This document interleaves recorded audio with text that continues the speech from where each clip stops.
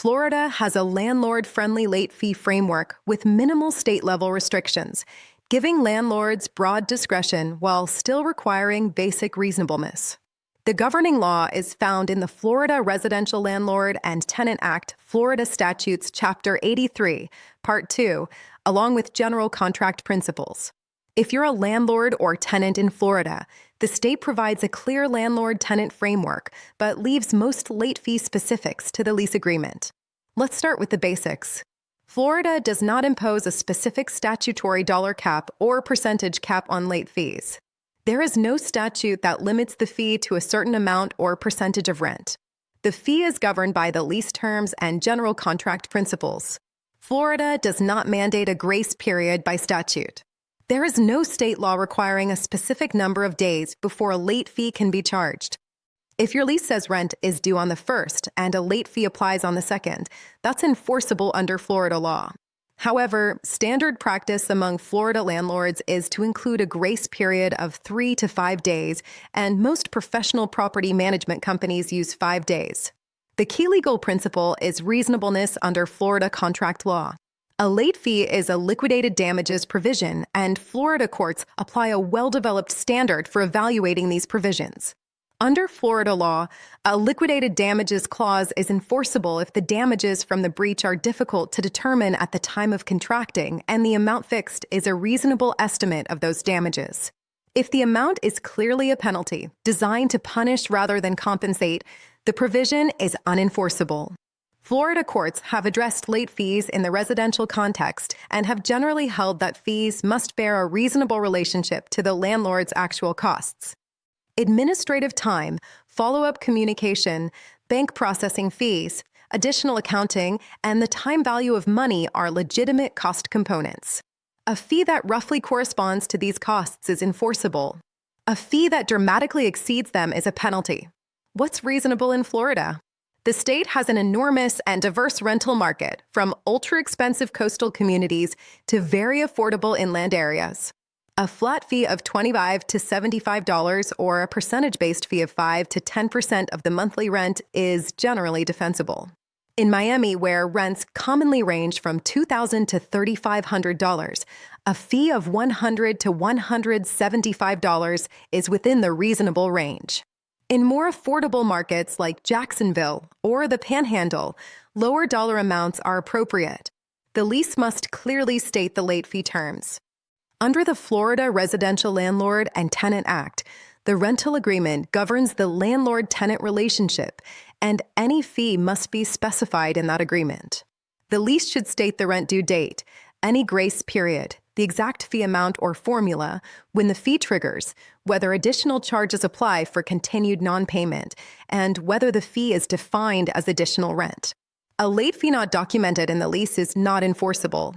Florida's Deceptive and Unfair Trade Practices Act, Florida Statutes, Chapter 501, Part 2, prohibits unfair or deceptive business practices. While the Act primarily targets consumer transactions, it can apply to residential rental practices.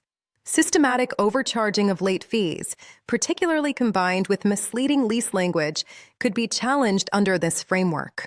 The Act provides for actual damages and attorney's fees.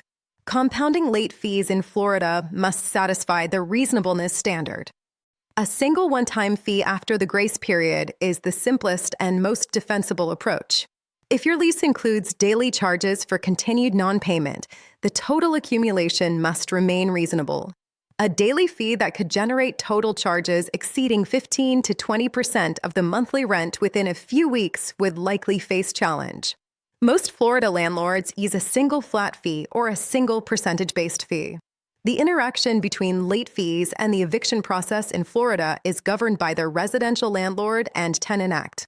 Under Florida Statutes Section 83.56, the landlord must provide a 3-day notice for non-payment of rent, excluding weekends and legal holidays from the 3-day count.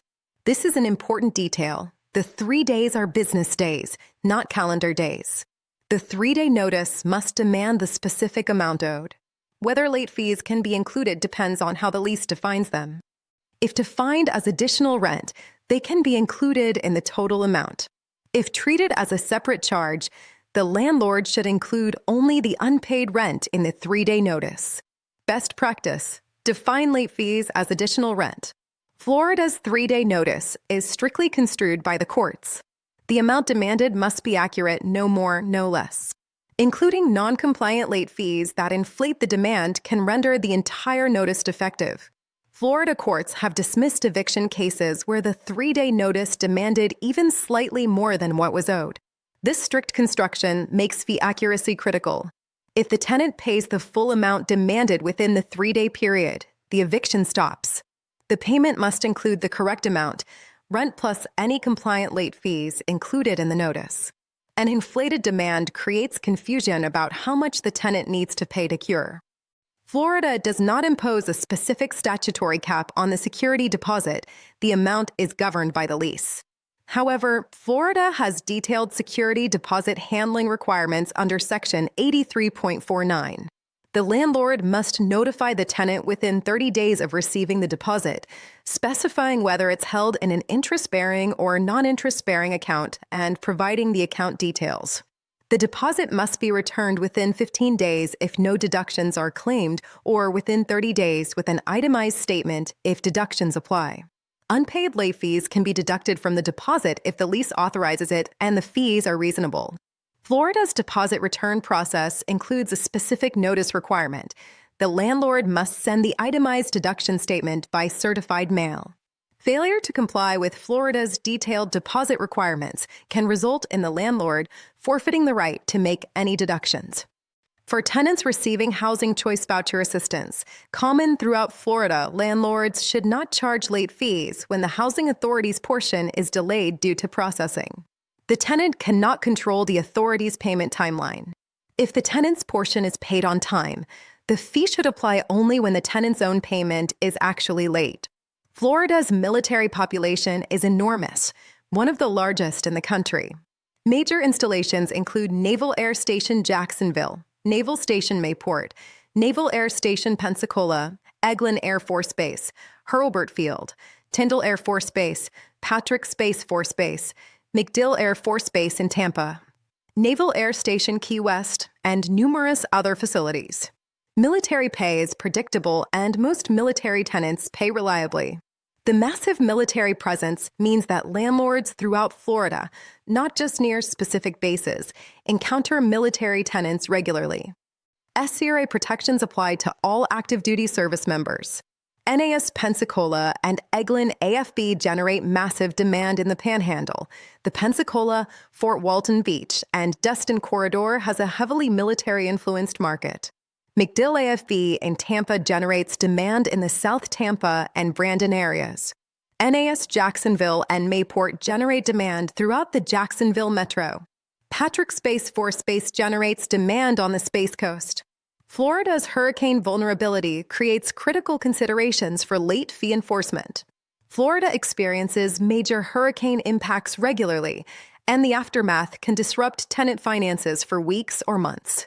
Displacement, property damage, job loss, insurance delays, and infrastructure failures all affect tenants' ability to pay on time. During and after a declared disaster, aggressive late fee enforcement is inappropriate. Florida law includes provisions that can affect the landlord-tenant relationship during declared emergencies, including restrictions on price gouging and protections for displaced tenants. Landlords in hurricane-prone areas, which is essentially all of Florida, should have a disaster contingency plan that addresses late fee suspension.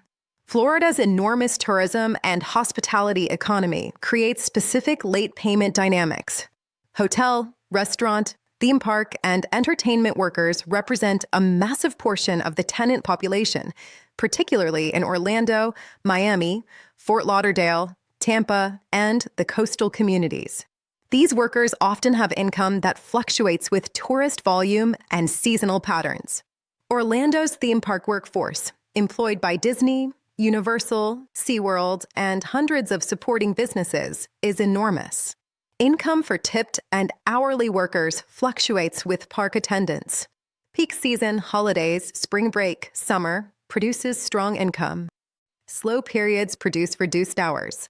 Late payment patterns among hospitality workers may follow these cycles. Miami's seasonal tourism, strongest from November through April, creates similar dynamics. South Beach, Brickell, and the tourist corridors have a workforce that earns more during high season. From a practical standpoint, Florida has one of the largest rental markets in the country, with multiple major metros each having distinct dynamics.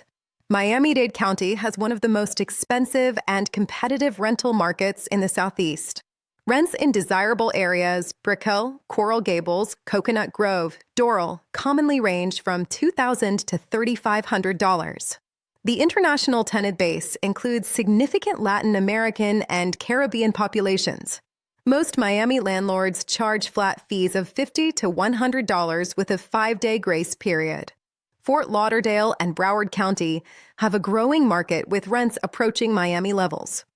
West Palm Beach and Palm Beach County have premium markets driven by the wealth migration from the Northeast.